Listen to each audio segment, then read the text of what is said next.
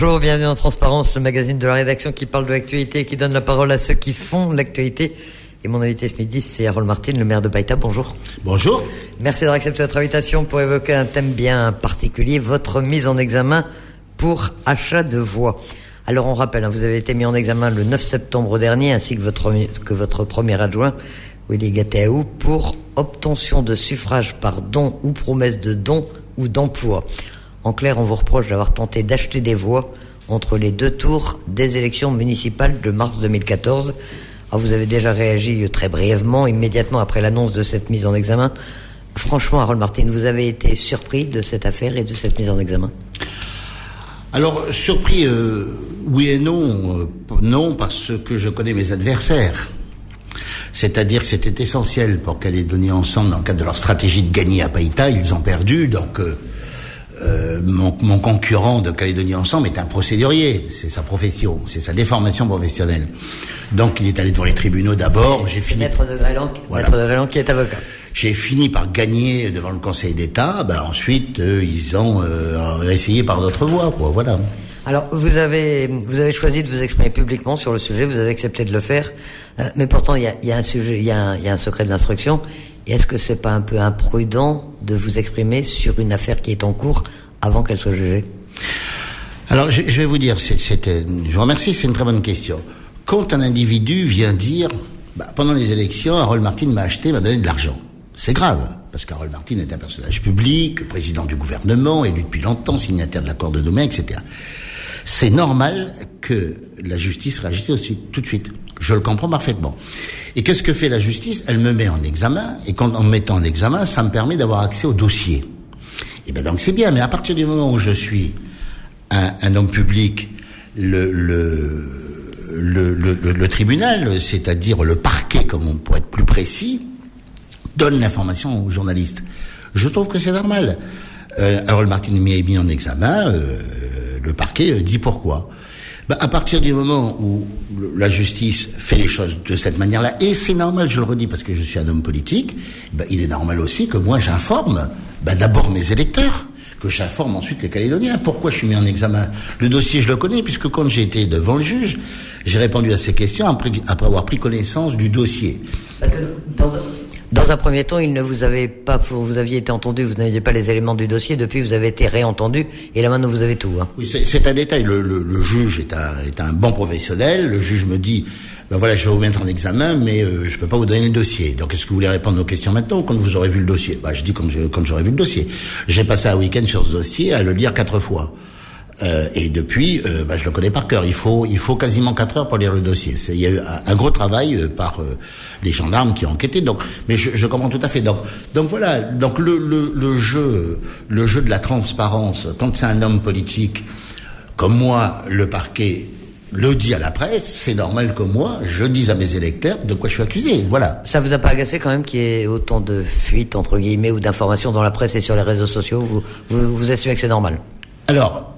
Que le parquet donne l'information, qui disent qu'il y avait des preuves matérielles pour me mettre en examen, je comprends tout à fait. Après, j'ai vu qu'ensuite, notamment sur Calédosphère, c'est-à-dire l'outil de communication de Calédonie Ensemble et de Philippe Gobès, j'ai vu qu'il y avait des informations très précises et très fraîches, si je puis dire, qui émanaient de l'instruction. Donc ça, c'est quand même pas tout à fait normal, parce que vous m'avez posé une question très précise. Moi, j'ai le droit de dire de quoi je suis accusé. C'est mon droit le plus complet. Le secret de l'instruction, c'est valable pour le juge, c'est valable pour son greffier, c'est valable pour la justice. Mais moi, j'ai le droit de parler de ce qui me concerne. En revanche, c'est pas normal qu'effectivement on puisse retrouver ça sur le blog de Calédonie Ensemble. Mais c'est pas grave. Et surtout, je veux préciser, avant de l'oublier, j'accuse le juge de rien du tout.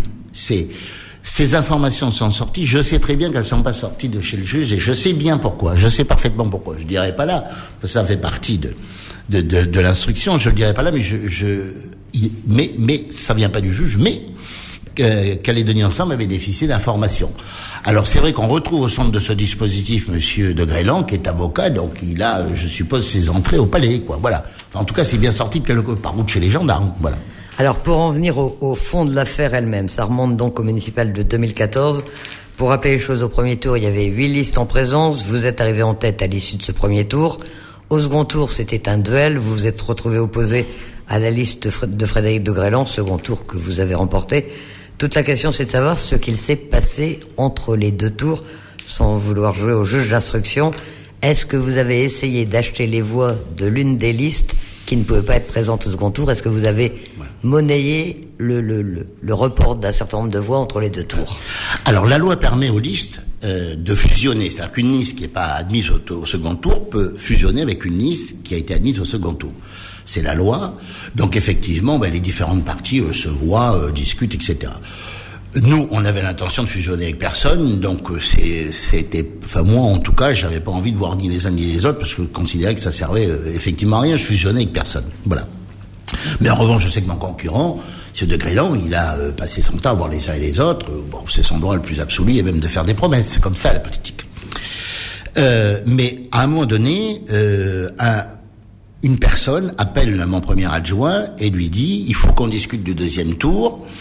Et donc, il lui propose de venir en discuter au Riveland, bien connu à Païta. Voilà. Le premier adjoint m'en parle, je dis non, moi je vais pas, vas-y, va écouter ce qu'ils ont à dire. Voilà, on est entre les deux tours, c'est le jeu. Et donc, parallèlement à ça, figurez-vous que le commissariat de police de Nouméa reçoit un appel d'une personne qui vient dire, j'ai à dénoncer des faits de corruption à Païta, d'achat de voix. Mais je donne un coup de téléphone anonyme, je décline pas mon identité, je veux pouvoir porter plainte sous X. Alors vous savez, il y a une procédure, on maintient votre anonymat. Donc la procédure est faite, et cet individu dit, voilà, ça va se passer au Riveland, entre cette personne-là, et puis le premier adjoint, qui était à l'époque mon directeur de cabinet, M. Willy Gatuot, qui est devenu premier adjoint entre-temps. Et vous allez voir ce qui va se passer, et l'échange de fonds va avoir lieu là-bas, etc. Très bien. Donc la police nationale vient sur place, se camoufle dans le parking du Riveland, ils font les clients dans l'établissement. J'ai vu dans le dossier des photos de mon premier adjoint attablé à une table avec cette autre personne, puis d'ailleurs une troisième, etc., etc. Ce que mon premier adjoint ne sait pas, c'est qu'il est enregistré. Mais il ne le sait pas. Il est enregistré à son insu, ce qui est grave et d'ailleurs interdit. Et donc, à la sortie de cette discussion qui est longue, qui dure 2 heures, 2 heures et demie, la cassette est remise à la police nationale. Et évidemment, mon premier adjoint ne sait pas qu'il y a la police. Voilà. Et puis donc, je le dis tout de suite, l'officier de police, et je l'ai lu dans le rapport, l'officier de police prend beaucoup de temps à décortiquer les 2 heures et demie de discussion. Il n'y a rien là-dedans. Il n'y a pas de proposition d'achat de voix. Mon premier adjoint ne propose pas, mon premier adjoint, directeur de cabinet à l'époque, ne propose pas d'acheter cette personne. Voilà. C'est le film d'espionnage, quoi. Voilà. Mais donc à ce niveau-là, l'affaire est finie, les policiers constatent qu'il n'y a rien. Alors l'affaire n'est pas tout à fait finie, c'est-à-dire que celui qui a téléphoné de manière anonyme et qui porte plainte sous X parce qu'il a dit que sa vie pouvait être menacée, c'est bien pour ça qu'il porte plainte sous X, il revient à la charge et il dit non, ça va se passer dans 2 jours à la mairie. Figurez-vous que la police nationale, pas échaudée par ce qui s'est passé la première fois, on revient à la mairie, investigue la mairie, le parking de la mairie, les jardins, etc., pour suivre cette grande opération de corruption de voix. Malheureusement, il se passe rien. Il se passe rien, voilà. Et donc, cette affaire-là, je le lis dans le rapport, elle est classée par le procureur de l'époque. Voilà, c'est fini. Voilà ce qui se passe entre les deux tours. Donc ça c'est le premier épisode, mais aujourd'hui, puisque vous avez été mis en examen, vous dites qu'il n'y a pas de preuves, mais les enquêteurs ont bien dû en trouver pour décider de vous mettre en examen. Non, alors après, ce qui se passe, c'est que cette personne qui avait téléphoné anonymement et puis qui voulait pas donner son identité, la procédure de la plainte sous X, après les élections, à la tombée de la nuit, finit à la brigade de Païta pour dire je viens porter plainte. Cette fois-ci, normalement, à visage découvert, je viens porter plainte. Et donc, contre moi, et il formule un certain nombre de faits. Enfin, il raconte un certain nombre de faits. Voilà. Donc là, on sait qui c'est. Mais vous pouvez dire non, alors, à partir du moment où il porte plainte et que c'est évidemment un personnage public aussi, je ne vois pas pourquoi je ne dirais pas son nom. Là aussi, il faut être correct vis-à-vis des électeurs de ce pays. Alors, il vient à la gendarmerie pour dire, mais je viens porter plainte cette fois-ci à visage découvert parce que je ne peux pas supporter qu'on achète des Wallisiens, je ne peux pas supporter qu'on leur donne des cartons de poulet, je sais pas où il était sortir ça, j'ai jamais donné un carton de poulet de ma vie, moi, enfin bon, je ne peux pas supporter qu'on leur donne des pépiques, Je peux pas supporter, il faut que je libère ma conscience, j'ai mal à ma conscience, c'est pour ça que je viens porter plainte. Alors qui pouvait faire ça selon vous? Qui pouvait faire ça? Ben voilà. Eh ben je vais le dire, c'est monsieur Moulia Kaka, monsieur Fiou, bien connu du nom de Fiou, qui était donc candidat au premier tour et qui n'a pas été admis au second tour.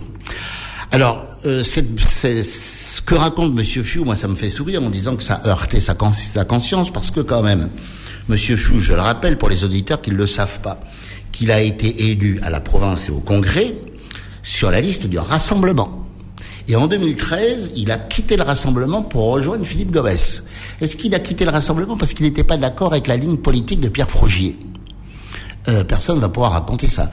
Et donc, s'il est parti chez Philippe Gomez, c'est qu'il a eu un intérêt à agir. C'est-à-dire que, pour dire en clair les choses, il est quand même pas parti pour un plat de lentilles. Alors, je veux bien qu'il soit choqué un an après, parce que c'était en 2013, donc un an et demi après, je veux bien qu'il soit choqué. Mais enfin, quand même, ça prête à sourire, quoi. Franchement, ça prête à sourire. Voilà. Alors, donc, c'est lui qui vient porter plainte. Alors, qu'est-ce qu'il vient dire? Il vient dire qu'alors, avant le premier tour, il y a un individu qui est venu le voir, ce que je vous raconte, Elisabeth Noir, c'est écrit, moi je raconte ce que j'ai lu dans le rapport, dans son audition. Il vient dire qu'il y a un monsieur qui est venu chez lui, à son domicile, et qui lui a proposé de lui vendre 528 voix. 528 voix pour une somme de 6 millions. Voilà. Alors monsieur Fiot, bien sûr, il a décliné, il n'était pas d'accord du tout. Et donc, du coup, cette personne, eh bien, lui a dit, alors, je propose d'acheter, moi, 500 voix. Enfin, c'est le degré zéro de la politique, quoi. Enfin, c'est invraisemblable. Parce que tout le monde le sait bien comment vous pouvez acheter des voix. La personne, quand elle est dans l'isoloir, elle fait ce qu'elle veut. Enfin, c'est complètement débile. Mais enfin, c'est ainsi, voilà. Voilà ce qu'il dit. Alors, le gendarme lui dit, mais qu'est-ce que ça a à voir avec Harold Martin? Ah, j'en ai déduit, dit-il, qui venait de la part d'Harold Martin. Et pourquoi? Parce qu'un jour, je l'ai vu à la mairie. Ah bon? Oui, et puis alors, comme il est très grand et très costaud, c'est un Wallisien, très grand et costaud, forcément, c'est le garde du corps d'Harold Martin, voilà. C'est comme ça que monsieur Fiou, monsieur Moulia Kaka voit la communauté wallisienne. Et puis ensuite, il dit d'autres choses. Alors, il dit qu'il y a un monsieur, je lui ai payé le voyage pour aller passer son permis à Wallis-et-Futuna. Alors, les gendarmes, ils vont éplucher la liste de tous ceux qui ont passé leur permis à Wallis-et-Futuna. Ah, ça fait un sacré paquet. Moi, je ne savais pas qu'il y avait autant qui allaient passer leur permis à Wallis-et-Futuna. Il y en a des pages et des pages. Ils n'ont pas trouvé le monsieur en question. Il dit à un autre, il voulait que je lui paye son loyer, 140 000 francs, et comme je lui ai pas payé, que je l'ai vu ensuite chez Martine, forcément, Martine lui a payé le loyer. Celui-ci, interrogé par la police, vient dire, que non, non, il se débrouille pour payer son loyer, il explique comment il paye son loyer, voilà. Et donc, monsieur Moulia Kaka, ce qui est grave pour un élu, c'est que dans une première audition, il dit un certain nombre de choses, et sa deuxième audition, il commence à changer. Il dit, non, mais on m'a dit, oui, mais moi j'ai pas vu, mais on m'a dit, non, mais les gens disent qu'ils donnent des enveloppes, mais vous avez des infos, et dire, non, je peux pas donner de nom. Enfin bon, voilà, donc quand on porte plainte, quand on a un personnage public et élu, qu'on porte plainte contre quelqu'un, on dit des choses, on donne des noms, puis on fournit des preuves, sinon, voilà. Voilà, mais les gendarmes, donc, ont mené leur enquête quand même. Est-ce qu'ils ont trouvé des témoins? Est-ce que il y a des gens qui témoignent que vous leur avez donné de l'argent, des enveloppes, que vous les avez aidés? Toujours dans la foulée de monsieur Moulia Kaka, d'autres personnes ont été citées et ont été auditionnées par les gendarmes. Alors, il y a une famille. Alors, madame dit qu'elle est venue voir le maire le jeudi avant les élections, avec son mari et sa fille. Le jeudi avant les élections. Son mari dit, non, je suis venu sans ma fille, parce que ma fille refusait d'être achetée, je suis venu juste avec ma femme, mais entre les deux tours. Voilà. Et la fille dit, non, je suis venu, je refusais d'être achetée, mais je suis venu quand même avec mes parents entre les deux tours. Ça, c'est d'une audition sur l'autre, il change d'avis. Alors ensuite, la dame dit, le maire, il me donnait une enveloppe de 700 000 francs. Voilà, 700 000 francs. Pour aller acheter des électeurs, bien évidemment. Alors quand on est sorti, on a compté dans l'enveloppe. Puis il n'y avait pas 700 000. Il n'y avait que 500 000. Je dis la phrase que j'ai lue sur le PV, l'enculé, il a menti. Voilà où on en est. Voilà le niveau. Bon, et donc cette dame dit que elle a été donnée des enveloppes, 10 000, 15 000 à des familles pour qu'elles votent pour moi. Voilà. Alors quand le gendarme lui dit, il faut donner des noms, il dit non, mais j'ai mis sur un cahier. Bon, qu'est-ce que vous avez mis sur un cahier? Le nom, et puis j'ai signé. Il faut nous donner le cahier. Ah bah oui, mais j'ai plus. Alors après, dans une deuxième audition, le gendarme revient sur le cahier, mais alors sur le cahier, vous l'avez plus, mais bon, vous savez, puisque vous avez marqué dessus. Non, mais j'ai mis que les prénoms. Ah bon, vous avez mis les pourquoi? Bah parce que les gens voulaient pas donner leur nom. Ah bon? Mais vous dites qu'ils ont signé. Oui, mais c'est moi qui ai signé pour eux. Ah oui, mais enfin, ce cahier, il est où? Ah bah le cahier, je l'ai donné à ma petite fille qui a griffonné dessus, et puis ensuite je l'ai jeté. Enfin voilà, franchement, c'est ce que je lis dessus. Et ensuite, cette dame, enfin, vient dire, ah ben non, j'ai menti, en fait, j'ai gardé l'argent pour moi. Voilà. Mais qu'est-ce que vous avez fait, donc, de 500 000 francs, puisque le maire a menti, il n'y avait pas 700 000, il y a 500 000, qu'est-ce que vous avez fait avec ces 700 000?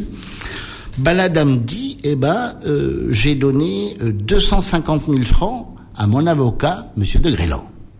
C'est écrit, 250 000 francs. Ah bon? Dit le gendarme, oui. Et ben d'ailleurs, il m'a donné un reçu. Ah bon? Et où il est où le reçu? Ben je l'ai plus. Ah. Mais alors, monsieur de Grélan, pourquoi vous lui avez donné ça? Eh ben je lui ai donné pour qu'il verse à la banque pour payer mon terrain de ma maison. Donc vous savez, pour moi ça me paraît très simple, hein, c'est-à-dire que les gendarmes peuvent aller vérifier ça à la banque, et si c'est faux, ben la dame est discréditée, évidemment, hein, évidemment. Et puis moi je sais parfaitement que c'est faux, parce que je sais aussi que les gendarmes ont été voir sur les comptes en banque, c'est dit dans le fameux dossier, sur les comptes en banque de tous les gens qui avaient dit avoir reçu de l'argent, et sur le compte en banque, comme par hasard, il y avait rien dessus, voilà. Hein, c'est ce que je lis. Alors ça, c'est le témoignage d'une famille, donc qui. Oui, mais alors il y en a d'autres. Alors non, mais enfin quand même sur cette famille, parce que monsieur aussi a des idées. Alors lui il dit c'est pas le jeudi qu'il est venu voir dans les élections, c'est entre les deux tours. Et pourquoi? Parce que lui a milité pour monsieur Mapou. Voilà, un autre élément du dossier pour monsieur Mapou. Et donc dans son secteur, comme il a beaucoup milité, monsieur Mapou a fait un très bon résultat dans son bureau de vote, qu'il est arrivé en tête devant tout le monde. Et donc c'est bien pour ça que j'ai été le chercher, ce monsieur, et que je lui ai donné de l'argent compte tenu du résultat qu'il avait fait pour monsieur Mapou. Voilà.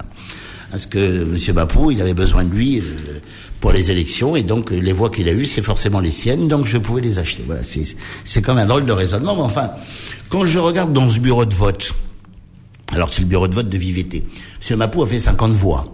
C'est quand même pas extraordinaire. Est-ce que c'est son meilleur résultat, comme il dit? Ben non. Il a dit qu'il était arrivé en tête dans ce bureau. Ben c'est faux, parce que je suis arrivé en tête, moi, loin devant. C'est pas monsieur Mapou.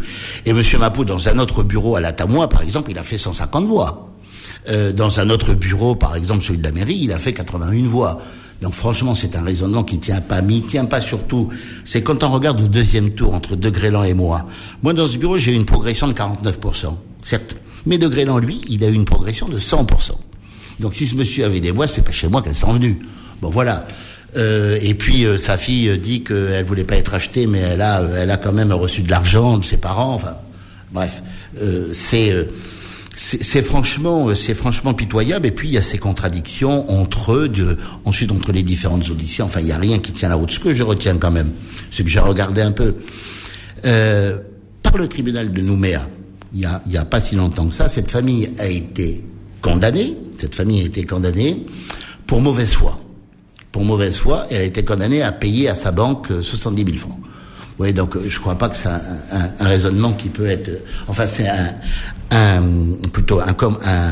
une déclaration qui peut être prise en compte. Enfin, franchement, voilà. Mais donc on imagine qu'il y a d'autres témoignages peut-être plus crédibles ou que les gendarmes ont retenu en tout cas. Alors il y a un autre monsieur. Alors apparemment c'est celui qui avait été proposé 528 voix, celui qui est soi-disant en garde du corps. Alors celui-là, il dit que je lui ai loué 5 voitures.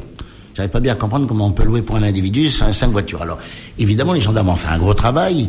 Ils sont allés dépioter là-bas chez le loueur de voitures. Ben non, ils retrouvent qu'une seule voiture que moi j'ai louée pour mon compte, puisque j'ai pas voulu circuler avec mes véhicules de fonction, de maire ou de président du gouvernement, ce que j'étais à cette époque-là. Donc j'ai loué une voiture et j'ai d'ailleurs donné un chèque de 150 000 francs parce que ça rentre pas dans les comptes de campagne parce que j'habite à l'extérieur de la circonscription. Enfin voilà. Et puis alors ce monsieur dit que alors lui il sait plus si je lui ai dit 600 000 ou 800 000, il sait plus. Mais enfin c'est quelque chose comme ça. Et alors d'abord il dit qu'il a été avec cet argent, il a été convaincre des gens. Puis ensuite il dit que non c'est pas vrai, il a tout gardé pour lui.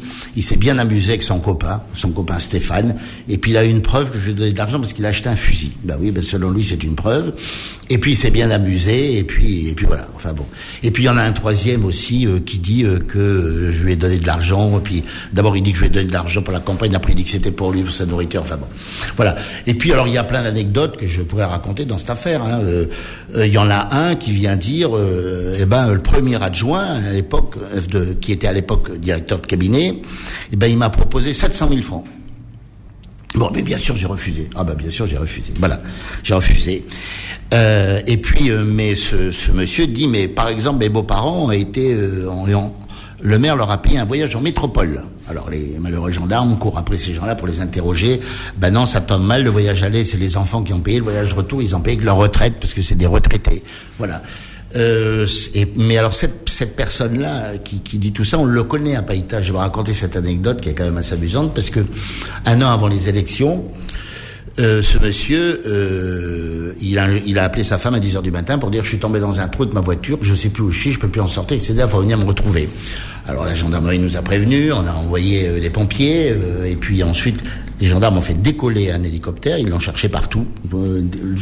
L'hélicoptère a survolé la commune, tous les trous de la commune, ils n'ont retrouvé personne, voilà. Et le soir, il est rentré chez lui à 7h du soir, et il a dit à sa femme: ma blague était bien bonne, hein. Je crois savoir qu'il a été condamné depuis. Bon, voilà quoi, là. Si on vous entend bien, tout ça, c'est dans le dossier d'instruction qui vous a été transmis, que vous avez pu lire. Voilà. Mais franchement, ça fait un peu rocambolesque, tout ça. C'est complètement rocambolesque. Mais qu'est-ce qui se passe? Vous niez, j'imagine, d'avoir voulu acheter des voix, d'avoir acheté des voix.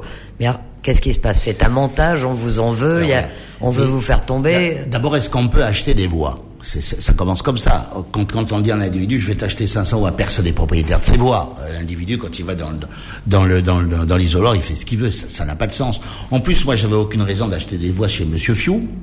Pourquoi? Parce que j'étais bien content qu'il se soit divisé. Je rappelle qu'aux dernières élections législatives, moi, j'étais pas candidat, certes, mais Govès était arrivé en tête à Païta. Il avait fait le meilleur score. Il avait, pour les municipales, une liste avec De Grelon, une liste avec Fiou. Les deux étant élus dans sa parti politique, c'était bien pour moi. Je ne laissais pas essayer de chambouler ça, quoi. Évidemment. Donc tout ça n'a pas de sens. Mais ça, c'est des gens qui ont été manifestement manipulés, etc. Mais ensuite, je voudrais dire très clairement l'attitude de maître De Grelon dans cette affaire, parce que lui aussi, il est auditionné par les gendarmes. Je vais vous dire pourquoi. Alors lui, qu'est-ce qu'il dit? Il est formel. Il a tout un baratin, évidemment, c'est un avocat, hein, donc il parle. D'ailleurs, à un moment donné, je le lis dans le rapport, le gendarme lui dit: mais vous trouvez pas que c'est un peu gros, tout ça, monsieur De Grelon, puisqu'il parle de système Martine, de ceci, de cela, d'enveloppe, bref. Et puis alors, il donne des faits. Il y en a plusieurs, mais je vous en cite un. Il dit: moi, j'ai un client. Et il donne le nom de son client. Et il dit: je le sais parce que c'est mon client. Je l'ai vu à la morgue de Païta pour le décès de son père. Et donc, j'ai vu le maire arriver, lui parler et le convoquer dans son bureau. Le lendemain. Et comme c'est mon client, après je lui ai demandé, et donc il m'a bien dit, mon client, que le maire, dans son bureau, lui avait donné une enveloppe d'1 million pour le décès de son père. Voilà. Et donc, voilà ce qu'il fait, M. Martin. Là, il me dit aux gendarmes: j'ai vraiment des éléments précis. Donc évidemment, les gendarmes vont voir ce monsieur. Mais le monsieur, il dit: il connaît pas Harold Martin, il a jamais été dans son bureau, il a pas reçu une enveloppe d'1 million. Puis surtout, il dit que son père est pas mort. Voilà, son père est pas mort. Voilà, bravo. Et d'ailleurs, le gendarme lui dit: mais est-ce qu'il y a eu un décès dans votre famille sur l'année 2014 ou l'année 2013? Non, il n'y a pas eu de décès dans ma famille. Non, mais voilà où on en est. Ce que je dis, c'est la vérité. Voilà ce que je vois dans le rapport. Alors, à votre question, qu'est-ce que tout ça veut dire? Je vais vous dire. Il y a des gens de base qui sont pas bien expérimentés en politique, qui sont un peu naïfs, qui ont été organisés. Et je l'ai dit au juge, il y a une construction dans cette affaire. Parce qu'on voit quoi?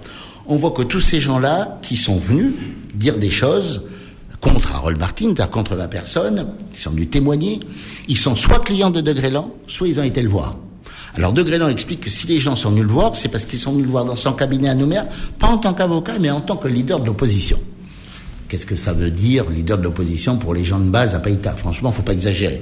Mais donc, alors pourquoi ils sont venus voir Monsieur De Grelon, leader de l'opposition? Parce que comme ils avaient touché de l'argent, ils avaient besoin de libérer leur conscience. Voilà ce qu'ils ont expliqué. Et lui, il leur a expliqué ce qu'il fallait faire. Mais je vois bien dans cette affaire que les gens ont été organisés, pour aller dire ça, et parce qu'ils sont tous passés notamment par le bureau de Grelon, et surtout parce que ils disent toujours les mêmes choses. Il y a une matrice dans cette affaire. C'est toujours une enveloppe de 700 000. Alors, il y en a un qui est plus malin que l'autre. Il dit 600 000 ou 800 000, il sait plus. Enfin, c'est toujours 700 000. C'est toujours avec les mêmes phrases, les mêmes formules. Quand ils doivent donner des noms, ils les donnent plus. Ah, on m'a dit, enfin, on retrouve à chaque fois. C'est-à-dire, on voit qu'ils ont été organisés. Il n'y a pas d'autre mot. Voilà. Et puis, je vois la technicité de l'avocat. Parce que regardez bien. Leur première audition, tous ces gens-là disent: on a touché de l'argent d'Harold Martin pour les convaincre que les électeurs en a été leur donné. Voilà. Deuxième audition, ils disent ah non, on a reçu de l'argent, oui, mais on a gardé pour nous. Il faudra d'ailleurs voir ce que va donner la troisième audition.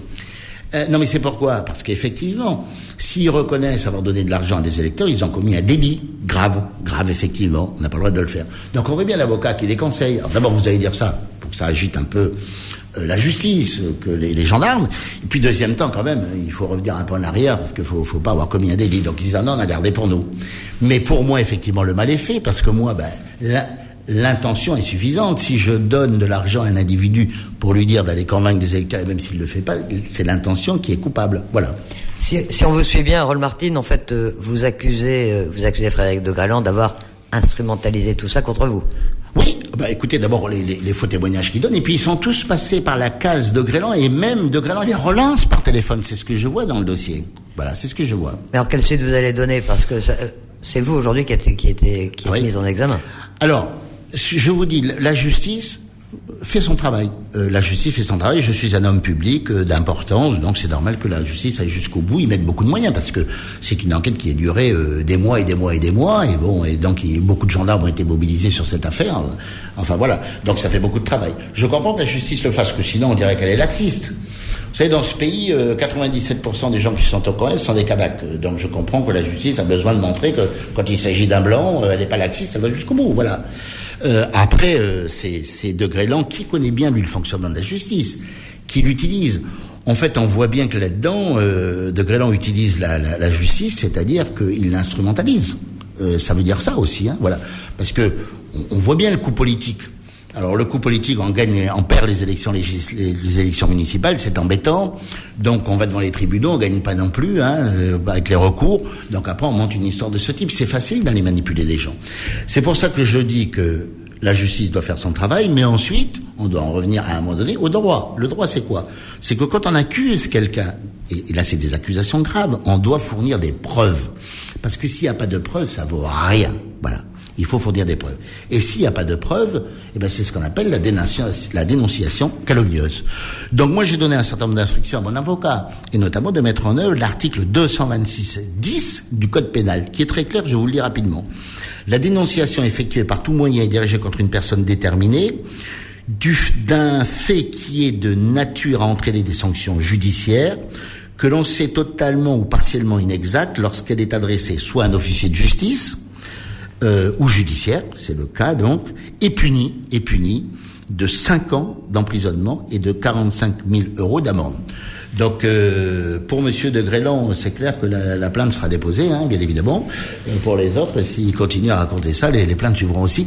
Mais à un moment, en tout cas, la justice, elle doit sévir, parce que s'il n'y a pas de preuves, c'est des racontats. Et c'est trop grave. C'est-à-dire que si la justice, par exemple, ne venait pas à les sanctionner, tous ceux qui ont dit ça, ça veut dire quoi? Ça veut dire qu'aux prochaines élections, tout le monde va faire le coup, histoire de déstabiliser l'adversaire. Voilà. Donc vous allez porter plainte pour dénonciation calomnieuse contre Frédéric de Grélan. En attendant, c'est vous qui êtes mise en examen. Il va y avoir un procès. Vous êtes un personnage public, un personnage politique. Vous le disiez. On a lu que le procès devait se dérouler avant les législatives. C'est quelque chose qui vous surprend, qui est cette précision qui soit mise. Est-ce que c'est une affaire politique, quoi? Oui, voilà. Alors, justement, est-ce que la justice a un rôle politique Voilà. Alors justement, donc ça c'est la question d'importance. C'est-à-dire que il est clair que Harold Martin il dérange. Il dérange le gouvernement socialiste. Il dérange ce Chris Nart. Je dis des choses ici contre Monsieur Chris Nart. Il dérange Philippe Gomès, le député sortant de cette circonscription. Il dérange l'axe Chris Nart, Néautine Gomez, il dérange. Et donc, il faut l'abattre. Et donc, on utilise tous les moyens. Et on utilise la justice. C'est pour ça que je dis qu'à un moment donné, la justice, parce que je suis un personnage public, doit aller jusqu'au bout. Mais ensuite, il faut que la justice soit pas instrumentalisée. Alors, quand on lit effectivement dans les nouvelles calédoniennes, j'ai interrogé le journaliste, et c'est bien ce qui lui a été dit, tout sera réglé avant les élections législatives. Alors on dit, ah bon, pourquoi avant les élections législatives? Est-ce que j'ai dit une fois que j'allais être candidat aux élections législatives? Non. Mais l'enquête, j'ai été interrogé sur les éléments du dossier dont je vous parle, mais depuis l'enquête continue. 5 de mes collaborateurs ont été auditionnés. Voilà. Et on s'aperçoit qu'en tout cas 3 d'entre eux sont sur écoute téléphonique depuis de longs mois.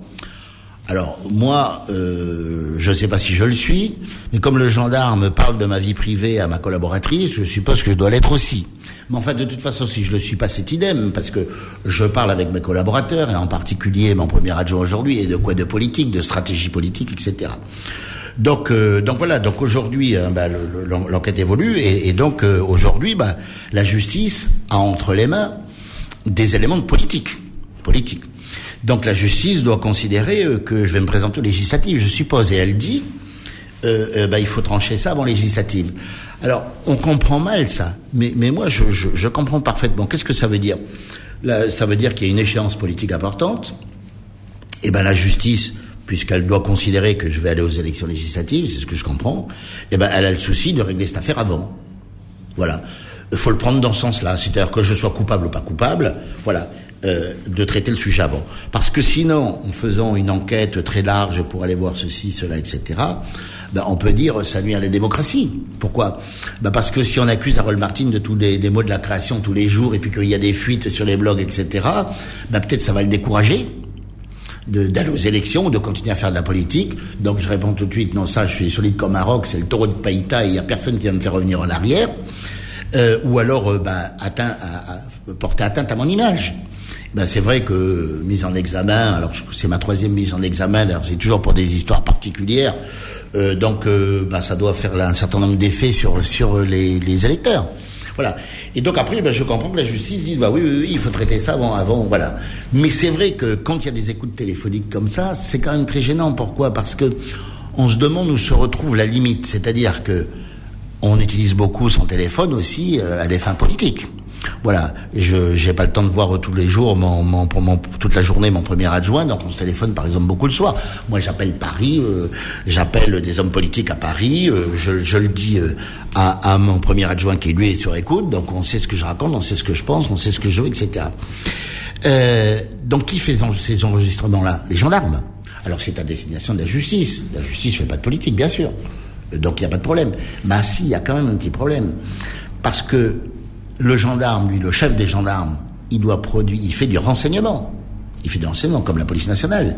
Du renseignement au profit de qui? Du gouvernement. Quel gouvernement? Le gouvernement socialiste. Le gouvernement à Paris. Et donc tout le monde sait bien qu'il y a une note qui est faite tous les jours par la police nationale, une note qui est faite tous les jours par la gendarmerie, et que ces 2 notes sont envoyées à Paris. Et puis, le haut-commissaire, évidemment, a connaissance de ce document. Donc, bien sûr que le gendarme qui fait du renseignement, il va pas mélanger les genres, bien sûr, mais il faut qu'il aille quand même à la pêche au renseignement, le gendarme qui fait du renseignement. Donc, s'il y a son collègue qui écoute au téléphone de mes collaborateurs et de moi, et qu'il en fait des rapports, et on l'a vu, ceux de mon entourage qui ont été auditionnés par les gendarmes ont entendu les enregistrements téléphoniques, etc. Forcément qu'il dit à son chef quelques éléments pour faire voilà. Et donc c'est ça qui est embêtant. Et vous êtes donc plus discret aujourd'hui au téléphone? Vous faites attention? Non, parce que moi aussi j'ai l'habitude de dire les choses, mais voilà. Donc alors il y a cette grande partie politique qui se joue aujourd'hui. La grande partie politique, Elisabeth Orr, c'est quoi? C'est que pour les socialistes, pour M. Krisnard, pour M. Lataste, pour M. Néautine, il faut que Philippe Gomès soit réélu à l'Assemblée nationale. Parce que comme ça, on va pouvoir après, dériver, parce que tous ces gens-là veuillent dans le cadre du consensus éclairé, c'est-à-dire une indépendance molle que nous a servi Krisnard. Qu'est-ce que ça peut vous faire d'avoir la double nationalité française et kanaki? Qu'est-ce que ça peut bien vous faire, m'a-t-il dit? C'est comme ça qu'on s'est disputé. Ensuite, que les indépendantistes aient un siège à l'ONU, qu'est-ce que ça peut vous faire? Voilà. Et donc, c'est ça que certains sont en train d'organiser. Et après la présidentielle, ils vont continuer, parce que les acteurs seront toujours les mêmes, voilà, ils vont continuer. Et donc, il faut pas que j'arrive à l'Assemblée nationale, parce que si j'arrive à l'Assemblée nationale, les choses vont changer. Donc, je vous l'ai dit, au pire, si Gomès n'est pas élu et c'est un indépendantiste à sa place, c'est moindre mal. Maintenant, si moi je suis élu, ça va pas du tout. Donc il faut tout faire aujourd'hui pour m'abattre. Mais je dis pas du tout que la justice contribue à ce jeu. Mais dans le cadre du travail de la justice, voilà. Par exemple, on m'enregistre, forcément que le gendarme en chef qui fait l'enseignement le sait. Voilà. C'est les éléments. En attendant, vous portez plainte, vous aussi, vous annoncez donc cette plainte pour dénonciation calomnieuse envers Frédéric de Grélan. Vous avez déjà porté plainte contre lui, toujours dans ces municipales de 2014 à Païta. Vous avez porté plainte pour mensonge sur ses comptes de campagne. là, l'affaire, elle a été classée. Vous n'aviez pas de preuves, l'affaire est finie, vous avez eu tort? Alors, de cette affaire, donc je rappelle que l'affaire de Grélan dont vous parlez et dans la mienne, elles ont été classées par le procureur précédent. C'est le nouveau procureur qui est arrivé en 2015, plutôt sur la fin de l'année 2015, qui a ressorti mon affaire, celui qui a donné les instructions. Là-dessus, je peux comprendre tout à fait. Il peut dire non, il n'y avait pas d'éléments, il n'y avait pas de raison de classer cette affaire. Je l'ai dit suffisamment, un personnage public, il l'a relancé. D'accord. Je ne sais pas s'il a relancé celle de Grélan, qui avait été classée aussi. De Grélan a l'air de dire que oui, c'est classé. Il n'est pas très clair pour autant, mais il a l'air de le dire, ce qu'il a dit à la télévision. Je ne sais pas.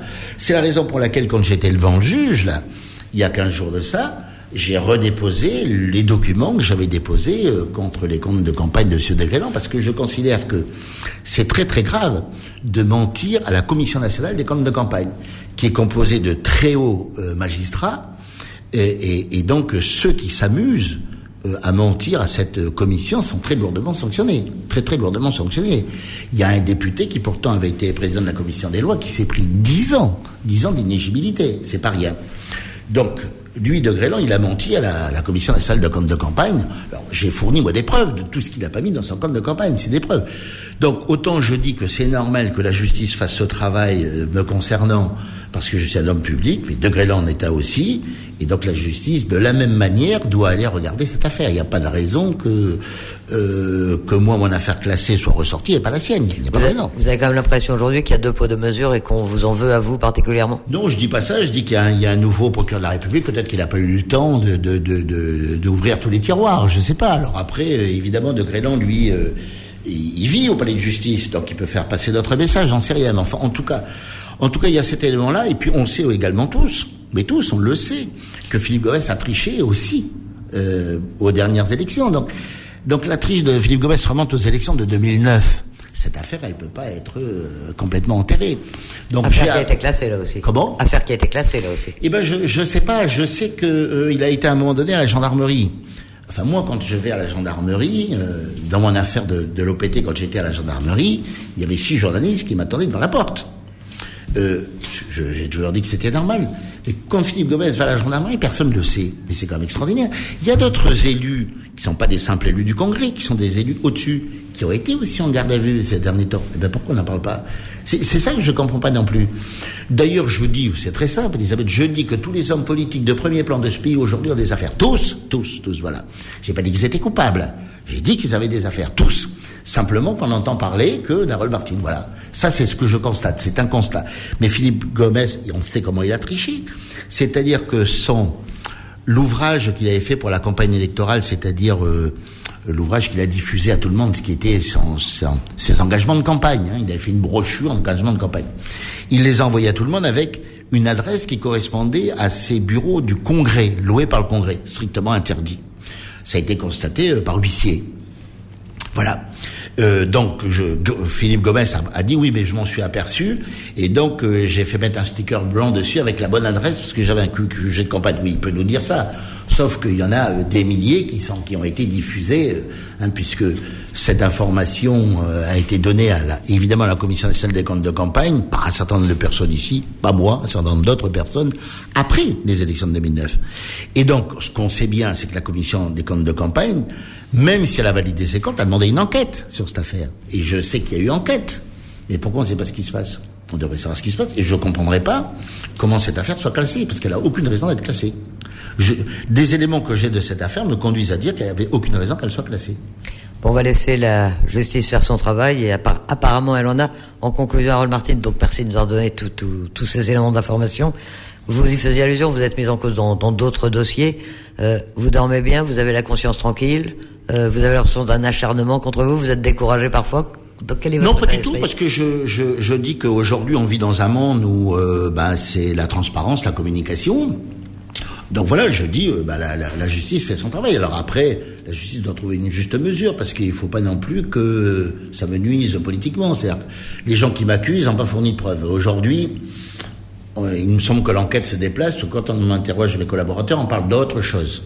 Alors je veux bien qu'on regarde d'autres choses, moi là-dessus je suis très clair, et donc on peut toujours enregistrer mes conversations téléphoniques, de moi, de mes collaborateurs, etc. Ça me dérange pas, la justice fait son travail, voilà. Simplement qu'au bout du compte, les choses doivent être claires, quoi, voilà. Ceux qui ont accusé sans preuve doivent être sanctionnés, voilà. C'est ce que je dis, et que justice, voilà, soit rendue. Ça me paraît le minimum, voilà. Alors Martine, merci d'avoir accepté notre invitation. Dans ce magazine Transparence, et nous avons fourni un certain nombre d'éléments sur cette affaire qui défraie la chronique.